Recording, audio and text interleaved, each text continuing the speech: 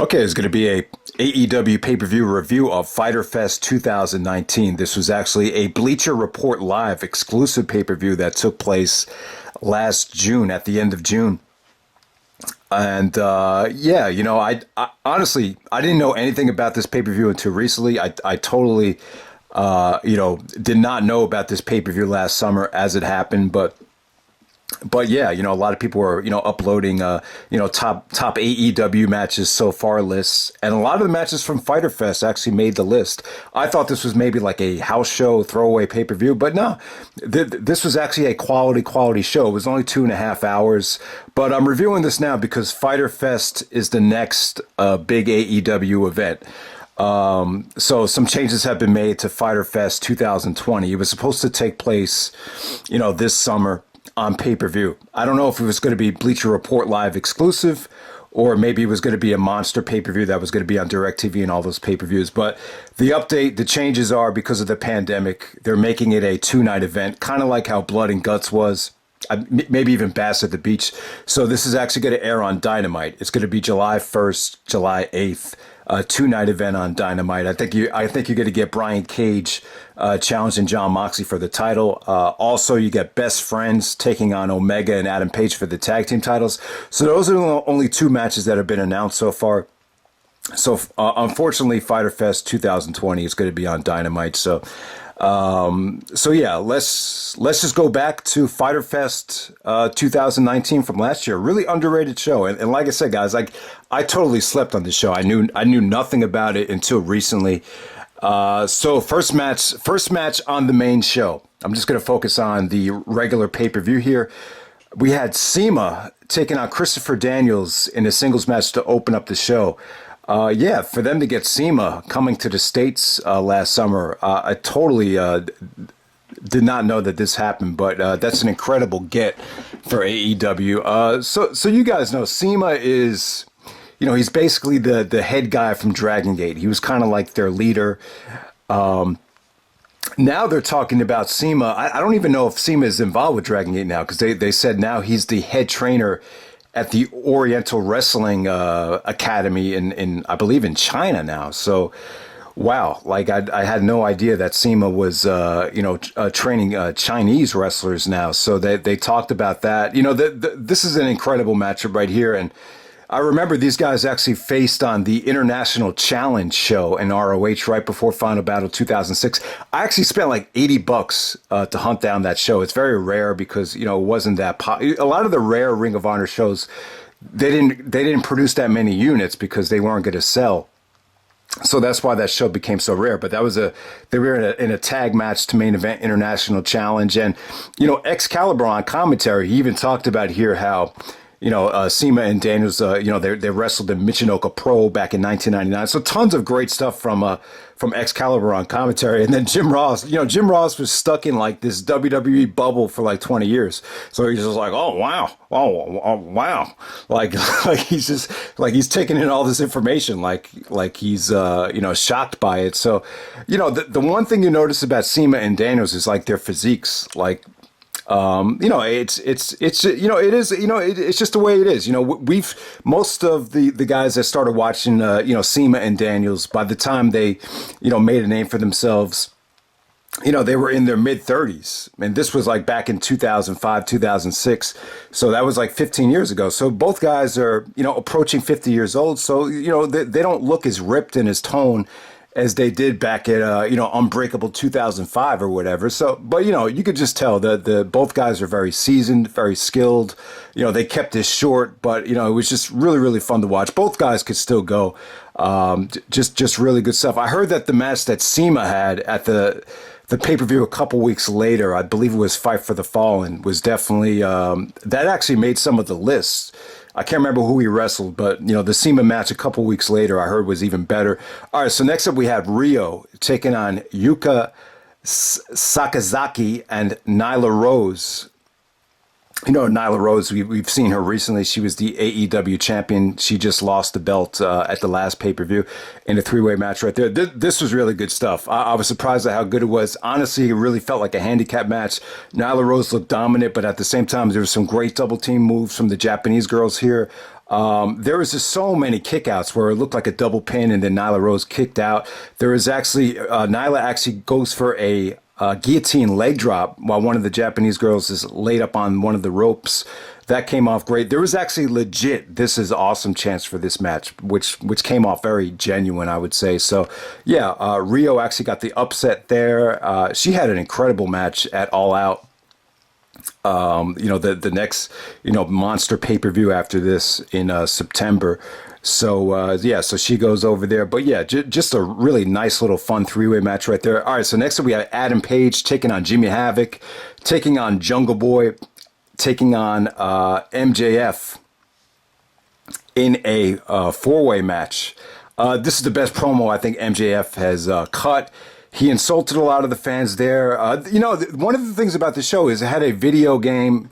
The promotion was that, sports entertainment and video games have never merged in this fashion before. So the pay-per-view definitely had a video game influence, especially with the Young Bucks match where they paid a lot of homage to the Street Fighter video game. So MJF basically took a shot at everyone, in the crowd for playing video games. I'm not gonna. It was very disrespectful.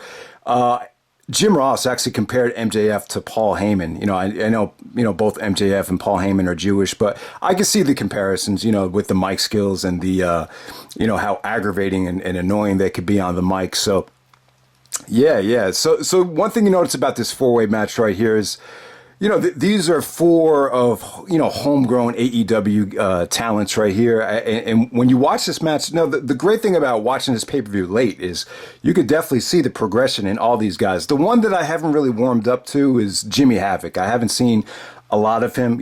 We've heard his name on the indies, a long time, but I just haven't seen a lot of him. You could definitely see, Jungle Boy's come a long way this whole year. He actually busted out some really, really cool things. He did it was kind of like when Christopher Daniels did the best moonsault ever off the top of the Ultimate X. Just the way he came off from it was very reminiscent of that.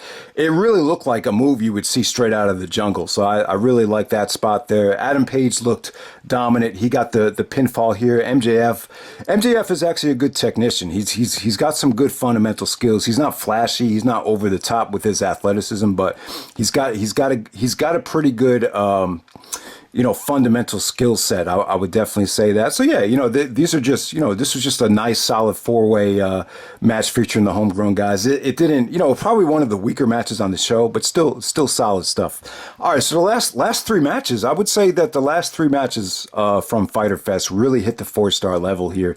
These are all, matches that I thought really overachieved. The first match was Cody taking on Darby Allin in a singles match. This went about 20 minutes. Really, really good stuff here. At the time, Darby was more of a heel. Jim Ross brought out the... now, you've heard Cody actually compare him to a young Sting, which I think those are great comparisons. When Sting was younger, he was skinny and he was, athletic and full of life. I could definitely see the comparisons in terms of the face paint and Sting's athleticism there. Also, Jim Ross actually compared him to Kurt Cobain because, he was from Seattle. And that's interesting, too, because, Darby Allin kind of has a mysterious kind of, darkness to him. And one thing you notice about a lot of the musicians that come from Seattle is, the depression. One of my favorite rappers, the white rapper Sadistic from Seattle, like most of his albums are they're great albums, but a lot of them are very depression oriented and very sad. And, Kurt Cobain committed suicide because of bipolar depression, and he's from Seattle. So, yeah, I thought those were actually legit comparisons there with the Kurt Cobain analogy. But yeah, Cody and Darby Allin, just good stuff. I continue to be impressed with Cody's work in AEW so far. There's an extra spark behind it. There's more motivation there, especially with Brandy at ringside. Darby Allin looked good though, man. He actually, we saw the spot where he did the, God, I'm forgetting what he actually calls it, but he did the, the backwards, splash where he actually jumps off the top turnbuckle backwards. He tried to do it to Cody here. Cody ducked out of the way and he hit the edge of the ring apron. I mean, look, this was even sicker than the one when he went through the barrel. at All Out. So yeah, that was great stuff. There was some really interesting stuff with a body bag here. Cody actually puts him in a body bag, and he does a springboard insecurity to the body bag, and then he takes him out of the body bag because he knows that his shoulders have to be down on the mat, and you can't really tell if he's in the body bag. So I thought this match was creative. It was good stuff. Cody's transition to hitting the crossroads for the finish, came off great. I thought Darby Allin had a really good showing here. There was just a lot of suicidal offense from Darby Allin. I love the springboard, twisting cross body spot that he pulled off. That was really, really sick. So yeah, definitely good stuff. This is probably the best match they've had. I know they've had some matches on Dynamite recently, but they got a lot of time. There's no commercials. I just thought everything about it was really, really good. And then the ending was very controversial. Shawn Spears comes out, hits Cody with the unprotected chair shot, and Cody was actually bleeding from the head. Apparently, he needed 12 stitches after the chair shot. So apparently, I was reading some of the reviews for the show, and looking back on it, like they took a lot of heat for that chair shot. I believe it was one of the Young Bucks defended Cody and said that they made sure that the chair was a little bit more forgiving than the actual chairs, but for whatever reason, still busted him open. But it just shows you that, we're just, the Chris Benoit and Eddie incidents, those were kind of like the 9/11 of professional wrestling. And, when you look back at it now, you just see how careful you have to be. Like, even if you do want to take a risk, like, there's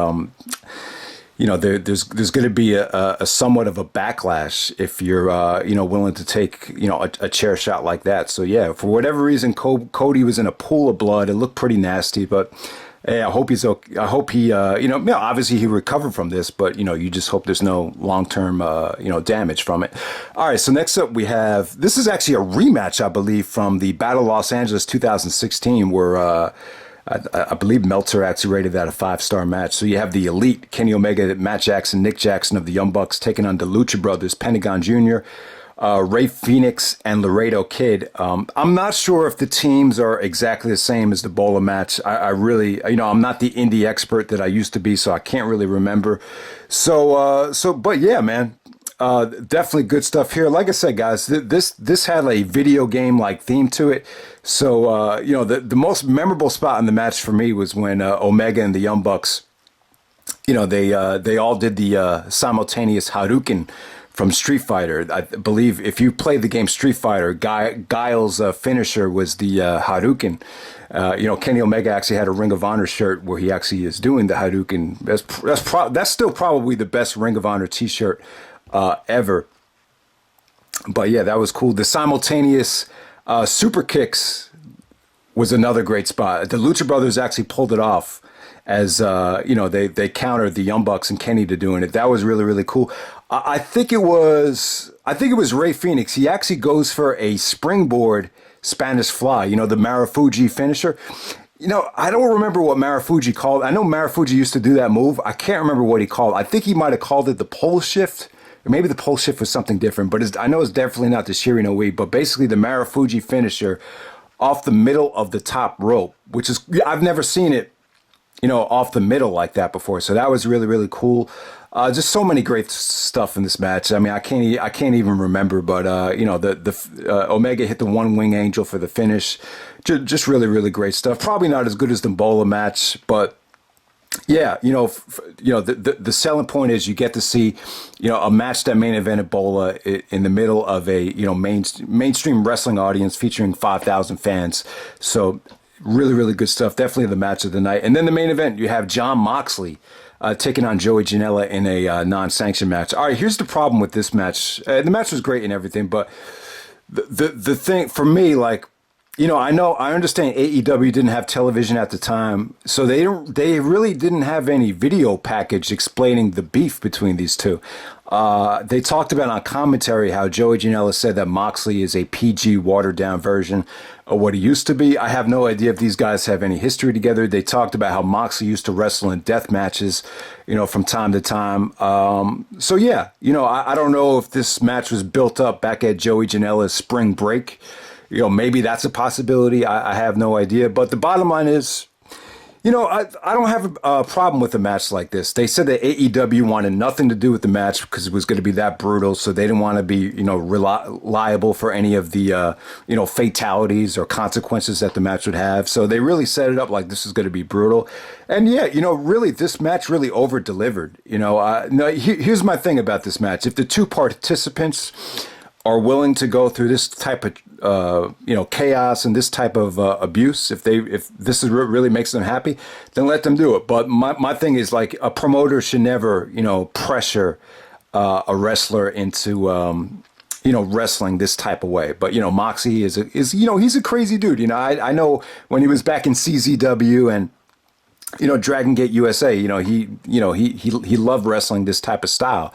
So it was cool for Moxley. This was kind of like Moxley wanted to return to the, the old days here. And yeah, I'll give Joey Janela credit, man. He was awesome here. He actually did a elbow drop off the top of the ladder through, two tables on the outside from inside the ring to outside of the ring. It came off really, really cool. There was actually a side Russian leg sweep through a table. Once again, they had, just like Foley and Orton had, they had that, a board with barbed wire on it. And, Moxley took some brutal bumps through that. And, this is a match that you cannot, this is the type of match where you can't even, offer someone money to participate in a match like this. This is how sick it was. The thumbtacks, Joey Janela took a bunch of thumbtack spots, and a lot of them, Moxley actually took his boots off, so he took the tacks on his bare feet, which looked really, really nasty. Just an ugly, nasty looking match, but in a good way though. It was a huge opportunity for Joey Janela, because when's a guy like this had a Rudy type of feel to it for Joey Janela. If you've seen the movie Rudy, it's kind of like a smaller guy, doesn't have a great physique. When's the next time you're going to see a guy like this get an opportunity to wrestle in the main event of a, somewhat of a mainstream pay-per-view? And, he took advantage of it. He busted his ass. You could tell the guy really, loved, he seized the moment and really made the best of it. This was a brutal match. The only gripe I have with it is there just wasn't enough footage to explain to the non-hardcore fan that's not going to keep up with every single show on the indies you didn't really feel why they hated each other so much to have a match like this. But if you kept more of an ear to the street, like a lot of guys, like I used to do back in the day, maybe you would have appreciated this a little bit more than I did. But yeah, it was still an awesome match. The last three matches were really, really good. So this is Fyter Fest 2019. Unfortunately, Fyter Fest 2020 is going to be on Dynamite. I don't know. I love pay-per-views. I love the fact that there's no commercials.